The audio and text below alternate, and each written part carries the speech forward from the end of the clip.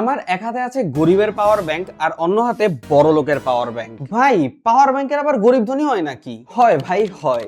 Phoning এর এই 10,000 mAh এর পাওয়ার ব্যাংক গুলোর দাম 1400 থেকে 4000 টাকা পর্যন্ত। চলেন শুরুতেই বড় লোকের বিরাট কারবার দেখি। ফোনটা জাস্ট পাওয়ার ব্যাংকের উপরে রাখেন, ম্যাজিক, ফোন চার্জ হতে শুরু করবে। ওয়্যারলেস চার্জিং 15 ওয়াটে চার্জ করে ফোনকে, আর কম্প্যাক্ট ডিজাইন হওয়ায় চার্জিং এর সময় ফোন স্বাচ্ছন্দ্যে ব্যবহার করা যায়। চাইলে এর স্ট্যান্ড ব্যবহার করে ফোন দাঁড় করিয়েও রাখা যায়। ওয়্যারলেস চার্জিং থেকে এবার ওয়্যার্ড চার্জিং এ আসেন।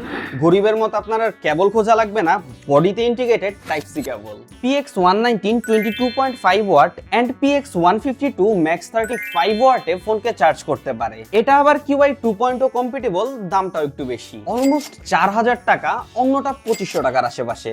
বাকি দুটোর দামও কম, অত শত ফিচারও নেই।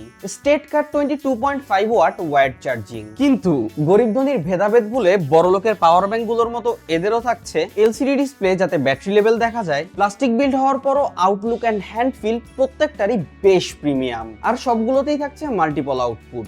তো আপনার পকেটের পুরুত্ব যাই হোক, 12 মাসের অফিসিয়াল ওয়ারেন্টি সহ এই পাওয়ার ব্যাংক গুলো কিনতে আপনার ডেস্টিনেশন কিন্তু হবে মোশন ভিউ। আপনারা তাহলে আপনাদের ডেস্টিনেশনে যান, আমি যাই ফোন চার্জে দিই।